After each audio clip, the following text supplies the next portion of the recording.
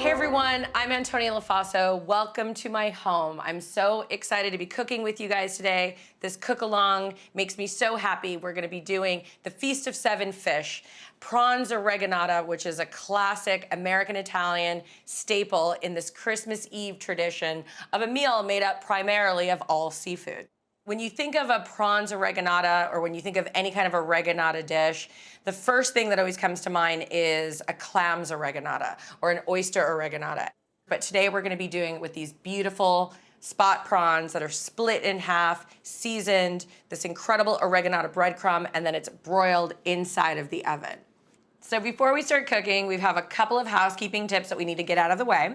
I want to make sure that your oven is at broil and it's at a medium high, and that that rack is at the sort of top setting so that you can put your prawns in there to broil at the very, very top part of your oven. And you should have 1 cup of panko that's been put into a food processor and just kind of pulsed for a minute, minute and a half until it grinds up a little bit. And then you're going to take a cup of butter or 2 sticks of unsalted butter inside of a small pot and just kind of melt that down. That's going to be part of your oreganata mixture. So now let's start cooking. So I said, this is one of my favorite dishes to make, and it's all about the oreganata breadcrumb. Yes, it's about the fish, but it's really about the breadcrumb. So let's get the breadcrumb mixing, and then we'll get into breaking down our fish, and then we'll also start making the brown butter lemon garlic sauce. Okay. So we've got the 2 sticks of butter that have just slightly melted. I'm gonna take another 2 cups of, 1 cup of butter, which is 2 sticks, and we're gonna just start to let that get a nice brown color. And we're gonna basically make a brown butter, and this is gonna be the sauce for the very, very end, but it's something that you can do ahead of time and just let that butter start to melt in the pan. So I'm just gonna put those 2 sticks of butter into sort of a larger sauce pot, and this is on a medium heat, and we're just gonna let that butter start to gently melt, and then as soon as it starts to melt and those milk solids start to break down and the liquids or the water starts to evaporate, we will start to give that butter a little bit of a swirl and turn it into a perfect brown butter. So while that butter is melting, I'm going to take my large mixing bowl, and I've got some grated Parmesan cheese, and I'm just gonna add my 1 cup of the pulsed panko that we've already done, and then we're gonna add 2 cups of Parmesan cheese into that mixture. Now here you can see I have kind of a grated, more sort of pulsed, powder-like Parmesan cheese. Sometimes you'll see a pre-grated Parmesan cheese, you know, that looks more like it was cut on a box grater. It's shredded. That's okay, you can use that as well. I prefer the powder because it melts a little bit better with the butter, but you can use either. And then also if you have a block of Parmesan cheese, feel free to grate that yourself and do 2 cups as well. So inside the bowl, we've got 1 cup of the panko, 2 cups of the Parmesan cheese, and now we're gonna just get into cutting some garlic and some oregano and some parsley, and then we will have our oreganata breadcrumb mixture. Okay, so essentially we're gonna be doing 2 tablespoons of chopped garlic to the breadcrumb mixture for the oreganata, and then I also need 1 teaspoon of garlic for the brown butter sauce.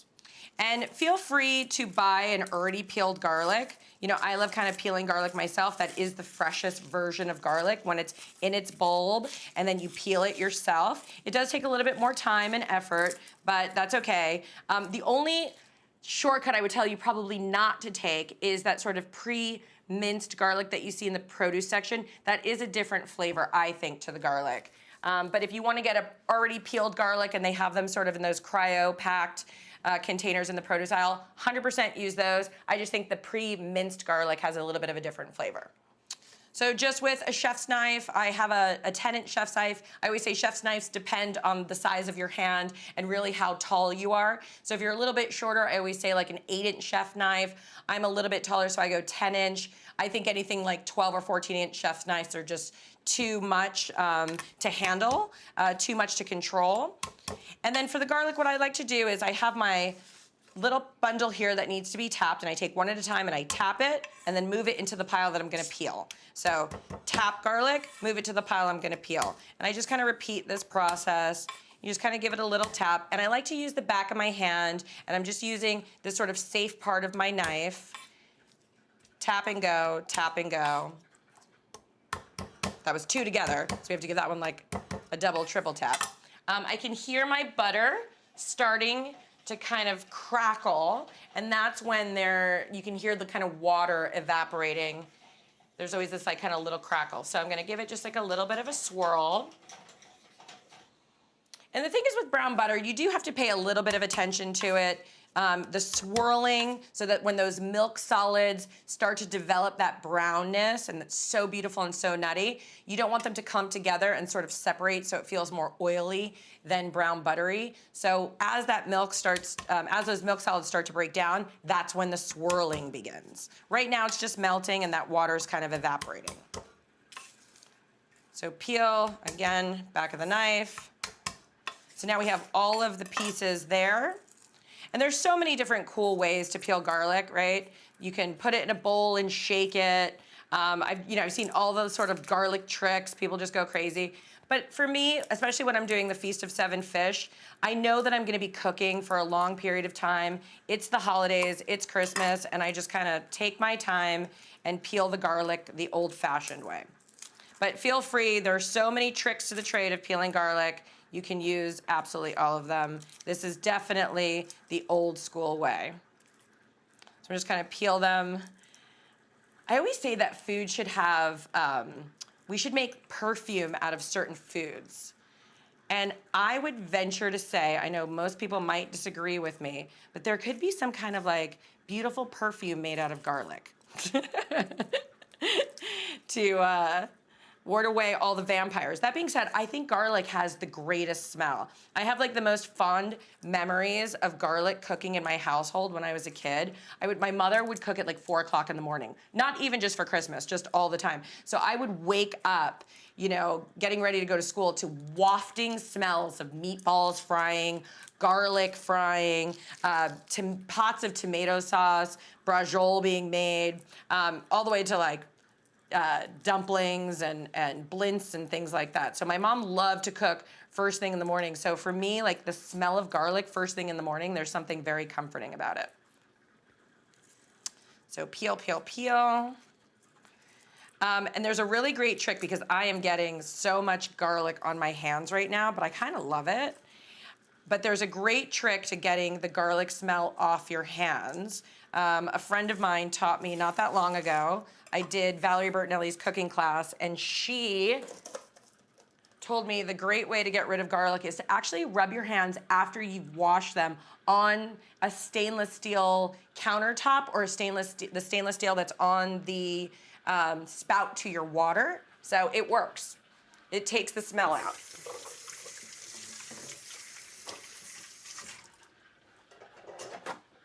You can also just do like some fresh lemon on your hands, or you could totally be fine with just garlic on your hands because you've been cooking. Okay, so we see those milk solids breaking down in the butter. That is what we're gonna get to start turning brown. And there's a point with the butter that it actually starts to clarify and then it starts to turn brown. It's all about the swirl. And when you're swirling, you're just making this ever so gentle, sort of clockwise motion with your wrist at sort of the base of the handle of your pot. And just as you create this swirl is where you really get that sort of perfect brown butter consistency where there's not these specks of brown butter, but this emulsification of brown butter. And you just let it go. And the trick with brown butter is it goes from being, okay, it's almost there, it's almost there, it's almost there, to, oh my God, it's too dark. So you really want, in those last moments, as it's starting to foam, to just let it go, swirl it, but you almost want to pull it off just before it gets too brown because there will be carryover cooking. There will be carryover cooking. If at any point you feel like your brown butter maybe had gotten too dark, and you want it to stop cooking, you take your pot, you pour it into a bowl, and just from that butter hitting a cold bowl will stop the cooking process completely. And that's why you want to kind of pull it off just before. And you can see it there. We're starting to get beautiful milk brown solids. and we're starting to see that beautiful foam, and it's perfect. And we're gonna pull it off probably in the next 30 seconds, and we're gonna let it continue browning in that heat from the pan. That carryover cooking is a very real thing, especially when you're making brown butter in a pot. Also, the great thing about this sauce is that you can make the brown butter ahead of time, leave it, and kind of give it a little reheat later, and it's gonna be perfect. And that's why we're making the sauce now, so we don't have to do it later, and we can just concentrate on those prawns. So you can see that butter is nice and dark. It is brown and it's dark and it's perfect. And we're just gonna leave it off to the side. We're gonna let it sit there. We'll go back to the garlic. We'll start chopping the garlic.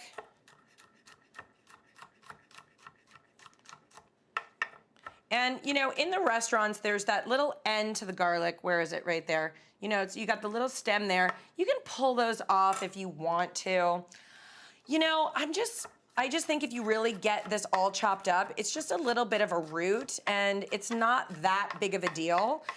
You know, in restaurants where I grew up, 100%, we pulled the root off of that garlic every single time.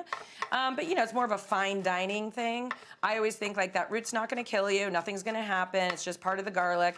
And if we chop it up really, really fine, you're not even gonna notice. You know, I think a lot of recipes will say rough chop, right? And a rough chop is just sort of, you're gonna drive your knife over it a couple of times. It's gonna break down into sauce. This is a little bit different. We wanna get a fine chop to this because this garlic is gonna go into this breadcrumb mixture raw. It's not really gonna have an opportunity to cook unless it's under the broiler.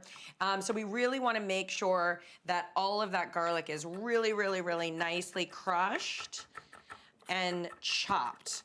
It's very easy for it to kind of get all over the board, okay? So you want to kind of bring it back, right? You're in charge of the garlic's not in charge of you, okay? So we're gonna start at the top, and we're gonna make our way down, hand on the top of the knife. You got this little like rocking motion where you're pressing here, and then you're just bringing the base of the knife up and over in a chopping motion to the very, very end, right? It kind of spread it out. I'm gonna take my fingers very gently across the blade, pull out the garlic, and I'm gonna bring it all back into its circle, and we're gonna do it again.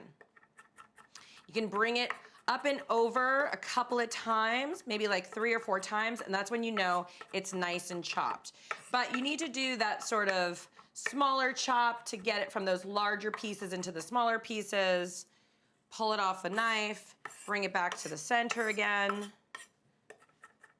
And you'll start to see those large chunks of garlic break down all the way around, all the way around. And those little pieces that I was talking about, that stem, right, that root of the garlic that I've always been asked to take off in restaurants, I don't even see the brown through it now. It's been chopped so finely, it's gonna break down with the garlic. Okay. So we're gonna do 2 tablespoons of garlic into the mixture here. Then I also need 1 teaspoon of garlic and put that into the brown butter. And we're just gonna let that warm and cook through. So I have a tiny little Tupperware that it's designated solely for my leftover chopped garlic. So I'm just gonna go ahead and take that garlic that's left over, and this will be used whether it's tomato sauce, whether it's another sort of breadcrumb mixture, or whether it's just some chopped garlic on some top of roast chicken. I'm gonna take that and just stick it in the fridge. Okay, and then we will get chopping on our herbs. Just kind of move that garlic off the top, clean up a little bit, and we will start on our herb mixture. Okay, so we're gonna do some fresh oregano. I love oregano, I love fresh oregano. Can you use dried? Absolutely. But this is the Feast of 7 Fish. This is the holiday, so I'd like to say at this time, you know, we're gonna take our time, we're gonna find the ingredients. You know, this isn't meant to sort of be like a quick, you know, one Tuesday night kind of a meal. It's really meant to be something that we take our time with and make sure that like the ingredients that we're using are like sort of the best, freshest ingredients, because it's a celebration, it's Christmas Eve. So we're gonna do just some oregano. What I like to do with oregano, it's the same way that I like to peel thyme or de-stem thyme, is I kind of hold the stem of oregano, I pull backwards, and then I kind of pull backwards until I can't any longer, and then I pull forward. And the interesting thing is, with thyme and even oregano and even tarragon, the stem gets a little bit softer and more the ability to eat it. It's more edible as it gets to the top because it's a little bit softer. So when you pull that top off this way, it's okay. But when we de-stem this way, this is pretty rigid. We don't want to eat that. So it works out pretty well. So I'm going to take the oregano, and what I like to do is just kind of ball it up into my hands. Don't worry about bruising it or kind of holding it down because we're chopping it. So it's going to happen. And you just want to run your knife through it kind of slowly, carefully. And we're not going to, you know, chop it to death. We're just going to run our knife through it a couple of times. And this is really just to kind of break up the leaves and allow sort of that beautiful fragrance of oregano and that oil of oregano to come out. Here's the thing too, when you're cutting your herbs, especially basil or anything very, very sensitive, oregano is sensitive as well. If your knife isn't very sharp and you start to really press through the herb, you're kind of pressing and bruising the herb versus slicing through it. So I urge everyone to really make sure that their knives are sharp. It helps you in the end to do everything. So sharp knives, we're gonna learn how to use them so that you don't cut yourself, but you actually cut yourself with a dull knife easier than you do with a very sharp one, just so you know. Okay, so 2 tablespoons of oregano, and I pretty much hit that on the head. Now we have oregano and garlic. I've just changed my whole perfume smell. At first it was just garlic, and now I want garlic and oregano. Okay, so we've got in here the oregano, a little bit of chopped garlic, the Parmesan cheese, the panko, and now the staple of every Italian meal, or I should say the staple of every American Italian meal. I swear when I get married, I'm probably gonna have a parsley bouquet because flat Italian parsley was in every single dish that I think I've ever eaten in American Italian food in my house. So we're going to pull most of this off, okay? Great way to keep your herbs fresh. Just kind of put them in a little bit of water, you know, and let them stay fresh that way. You can also just put a paper towel over the top and let them just kind of, you can put a paper towel over the top so that the top actually just stays nice and moist. Now I just pulled this right off. There's a lot of stem on here. That's okay because I'm gonna chop it to death, okay? And the stem that's in here, what we didn't use, I will 100% use that in stocks and soups and things like that, or any kind of braise. If I'm braising later, I will wrap that parsley, all those pieces that I didn't take, in twine or some kind of cheesecloth, and I will use that to 100% flavor any kind of soup, stock, or braise. So I'm gonna do the same exact thing with the parsley. I'm just gonna roll it up and we're just gonna go for it. So a lot of times I'm gonna tell you not to use stem in recipes. I pulled so little stem off of this, and the stem of this parsley is like fine to use in this application because we want that herbiness, we want that little like flavor of the stem in there as long as that stem's not too hard, and it isn't. It gets a little harder towards the end, and that we don't wanna use. So again, I'm just gonna kind of run my knife through it. It's nice and sharp, so I'm not really bruising the parsley. I'm actually just letting the knife do its work, bringing it over the top, cutting into it. And this can kind of be more of a rough cut. We're not gonna get it super, super, super fine. We're just gonna get it enough to mix into the breadcrumb mixture, and then we're gonna reserve a couple of tablespoons just so that we can garnish with our brown butter at the very, very end. Okay, all right, so I've got my flat leaf or Italian parsley already chopped and ready to go. I'm gonna do 1 cup inside of my breadcrumb mixture, and then I'm gonna reserve 2 tablespoons for later, where basically we're gonna just garnish with the rest of this chopped parsley on those prawns. Italian parsley is like a staple in American Italian cooking. I find myself wanting to garnish everything with it. I actually have to stop myself sometimes. I'm like, no more Italian parsley, no more Italian parsley. I think my mom just kind of was like, everything should have Italian parsley, everything. Now you'll notice there is no salt and pepper in this mixture. That's okay. There is 2 cups of Parmesan cheese. That is a flavoring agent, and it's also a salting agent. I love to use Parmesan cheese as the salt. We're also gonna salt the prawn. We're gonna salt the butter. So there's salt and other elements, but this has so much cheese in it, we don't even need any. So I'm gonna just give this a little toss. The garlic is gonna get nice and chunky because that garlic, you know, is a little wet, and all the other ingredients aren't really wet right now. You can smell the cheese. Oh my goodness, another perfume scent, Parmesan cheese, the garlic, the oregano, and that parsley just makes it look so beautiful and so green. And those panko breadcrumbs are there. It's gonna add a nice crunch and a nice texture, but let's face it, oreganata, I feel like it's all cheese. It's all cheese. You know, and also I'm gonna address the elephant in the room, which is, you know, a lot of people say that cheese and seafood don't go together, right? I will give it to you in some respects, but in this case, I will take on any of my other Italian brothers and sisters who say cheese does not go inside of fish. I beg to differ. I don't like following those kinds of rules. If it tastes good, if it caramelizes and browns on top of the fish, let's use it, right? Okay, so those 2 sticks of butter that we melted in the very beginning, the unsalted butter, this is what's going to finish this breadcrumb, okay? Right over the top, all of that beautiful melted butter, we're gonna just mix now into this breading. This is so delicious. It gets nice and clumpy.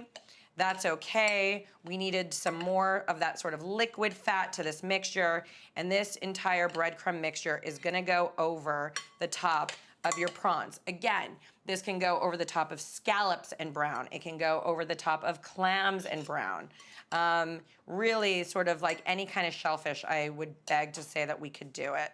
I'm gonna give just like a little tiny taste.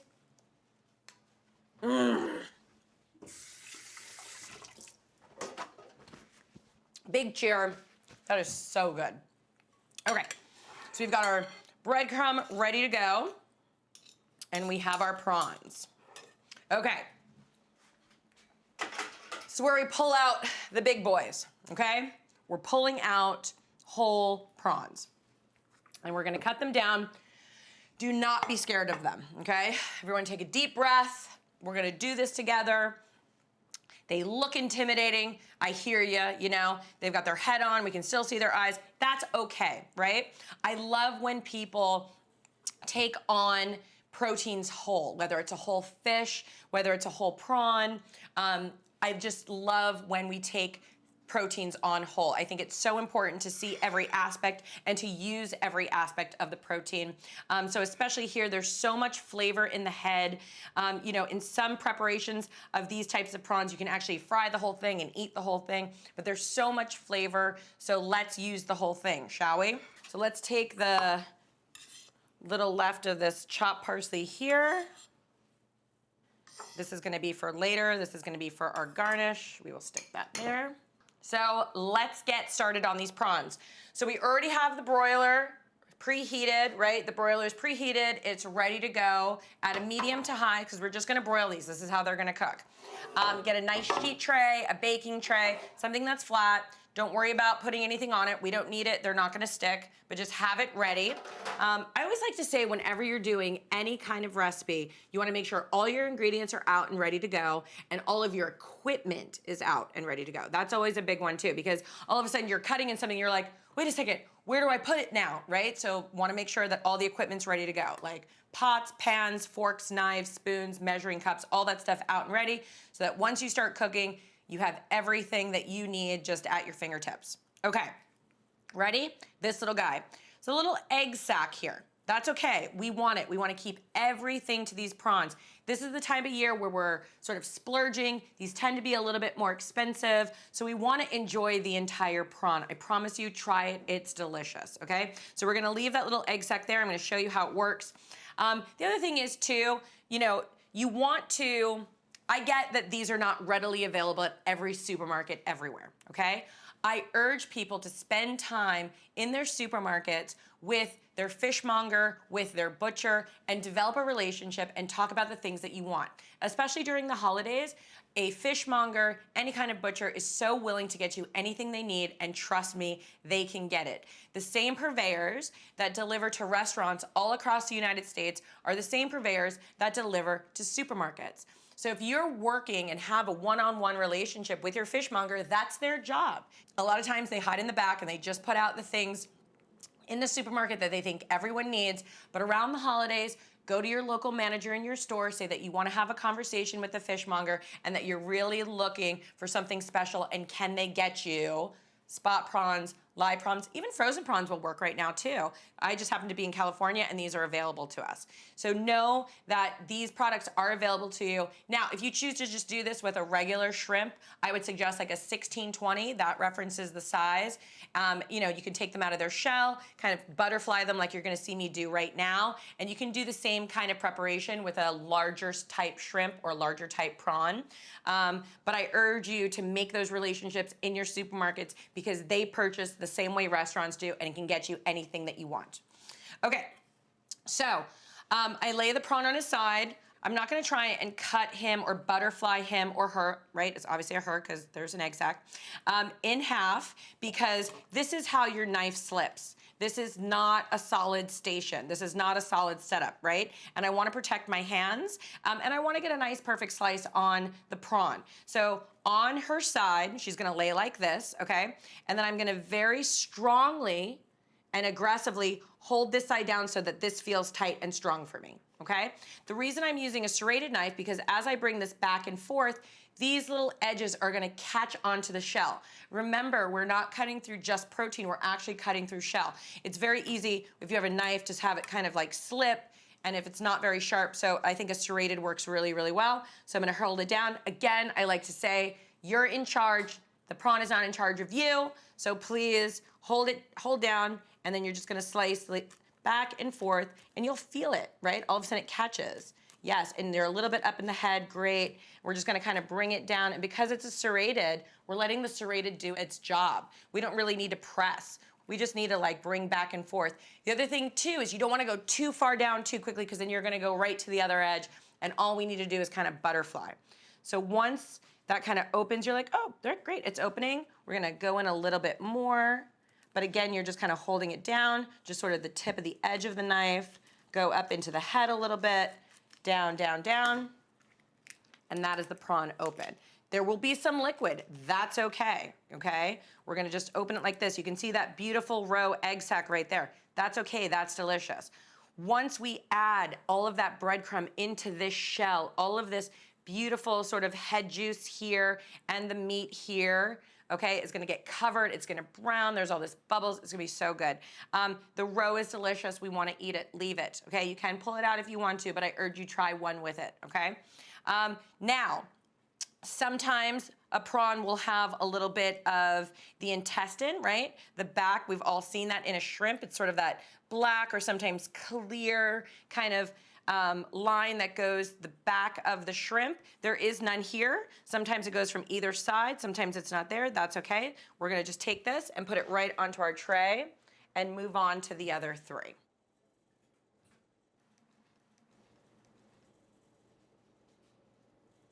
We're gonna talk about this one because this one has a little bit of the, I don't know why I'm singing the intestine song.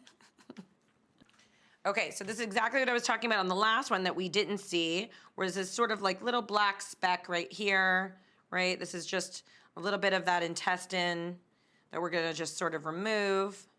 Sometimes you can find it, sometimes it's not there. Either way, it'll just cook through, but we do wanna remove it if we see it. Okay? Let's get that little guy. Okay, next. So again, just remember, it's kind of hold it down on its side. Just at the top, you're gonna just start with the serrated knife, very, very gently until it catches. Up into the head, and just sort of bring it down.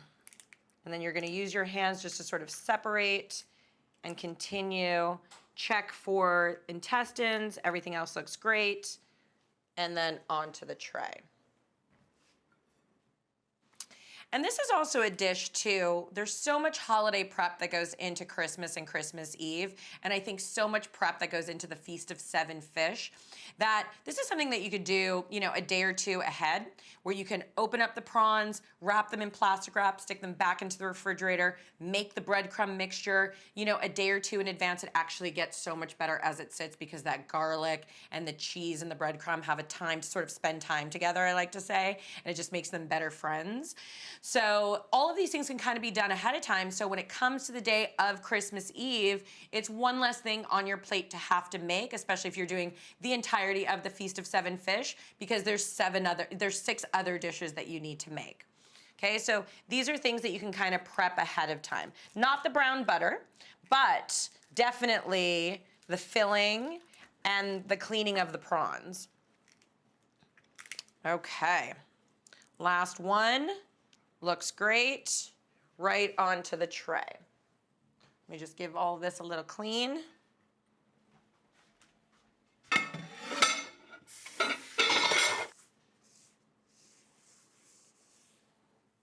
So before we sprinkle all that great breadcrumb oreganata on top of these prawns, we're gonna just season with just a little bit of salt. So the prawn itself is already really nicely, naturally salted just from being in the ocean. So just a little more to help it out and really just to kind of make sure that that top head part is seasoned, okay? And then just a couple of circles of cracked black pepper. Let's go ahead and stuff, sprinkle, whatever you want to call it. Put the mixture onto these prawns. They look absolutely beautiful on this sheet tray. This is the kind of thing that just makes me happy. This is why I cook. When you see a beautiful product like this, this time of year, it just kind of like makes my heart sing. This is why I cook, these kinds of moments. Okay, so we've got this overly buttered, overly cheesed, overly garlicked seasoning with oregano and parsley, and we're just going to be so generous with this mixture. Like I said, sometimes it's more about this garlicky breadcrumb cheesy mixture than it is about the actual prawn. But let me tell you, all of it goes so well. Now you have to remember, all of that beautiful goodness that we left with the prawns, all of that sort of juice from using an entire whole shelled seafood product is only gonna season all of these elements more. Now, you can see how I didn't very cautiously put breadcrumb just onto the prawn. I let it fly all over, right? Now, you know what I'm talking about, okay? If you know about cheesy breadcrumb on a sheet tray kind of cooking, once all that breadcrumb starts to get mixed with the juice of the prawn and it starts to melt and crisp, we get to nibble on those before it's time to serve. I'm gonna just rinse my hand. Okay, so they are salt and peppered. They have this incredible breadcrumb over the top. So I'm gonna put this in the broiler for about 6 to 8 minutes. We're gonna start on that top rack and let it get nice and brown, and then we're gonna remove it and put it into the bottom rack and make sure that it cooks all the way through.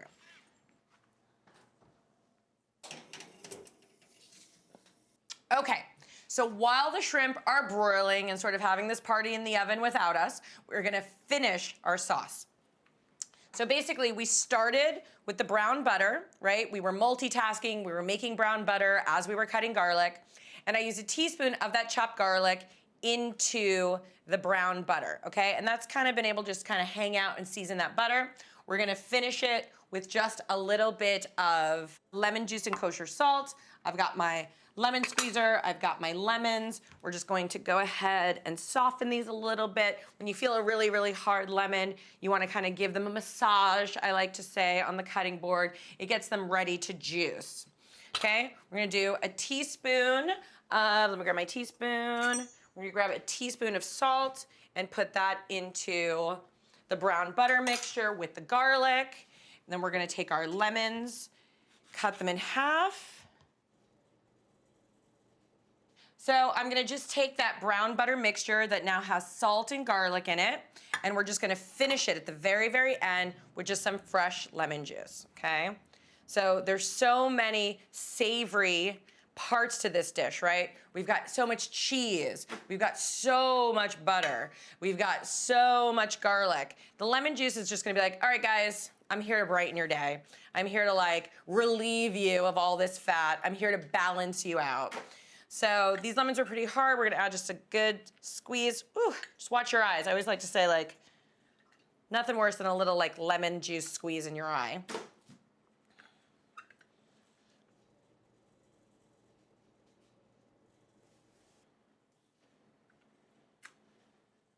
Okay, lemon juice is in.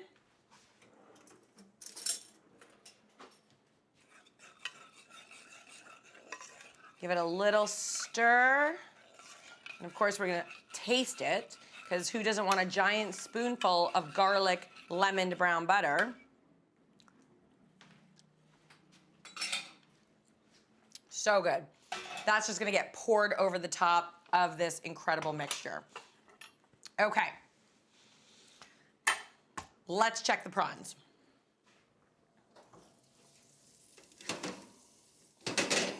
Ooh, thank you, you're welcome, and good night. I mean, come on. Looks so good. It smells so good. The melting of Parmesan cheese, the sort of crispiness of garlic on top of prawns with all of this butter. I mean, so, so, so good. Before we even plate this is what I used to do as a kid. All of this kind of crunchiness that kind of comes up along the side, this is for the chef to enjoy. This is for whoever cooked it to enjoy. Be careful, it's hot.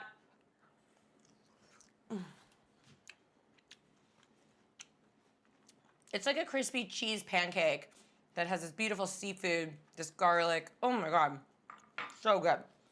Okay, let's get these bad boys plated before I just eat them off of the rack. I mean, anyone who's coming to your house to eat these is gonna be like, Merry Christmas, Merry Christmas, Merry Christmas.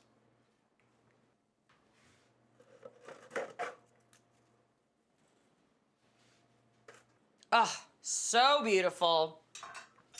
And we do not want to forget any of this stuff that's on here, okay?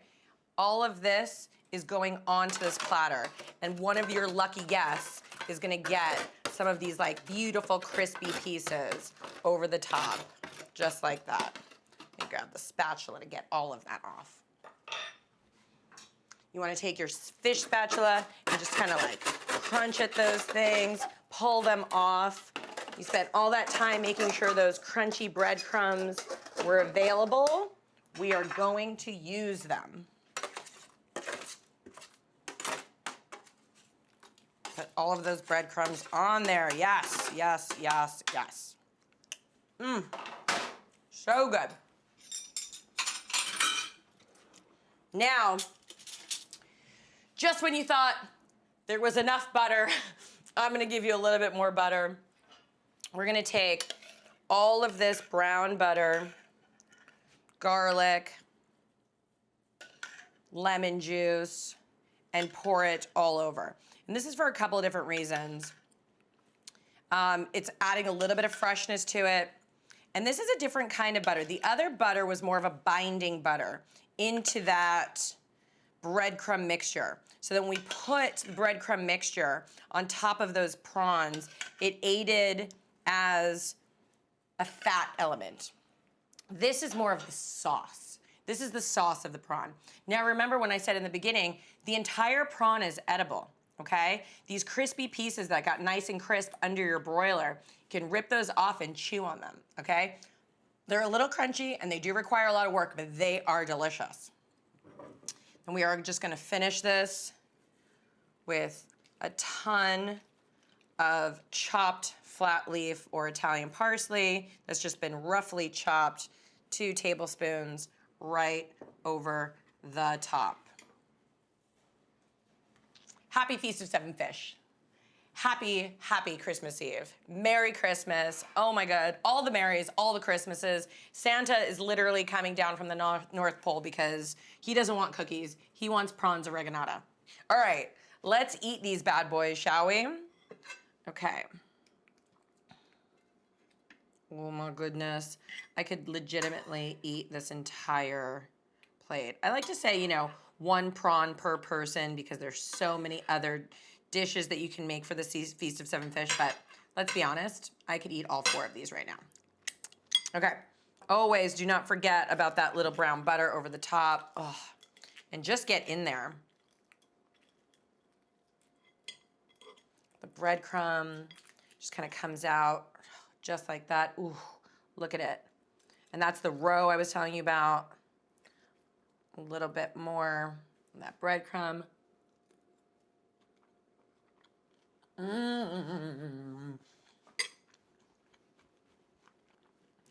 I know when we're making this, I'm only supposed to take a small bite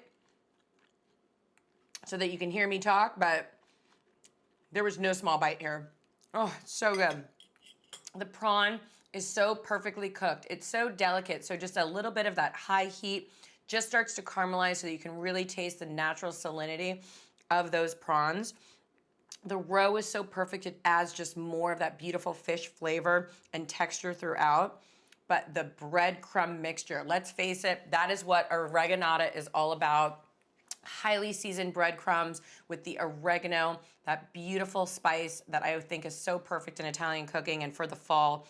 All of that Italian parsley and the garlic and cheese. That cheese had an opportunity to sort of brown and crust and get nice caramel, so it makes the Parmesan cheese even more nutty. That then complements all of that brown butter that we made, the nuttiness of that brown butter, and then all of that lemon juice that we poured over the top just brightens the entire dish.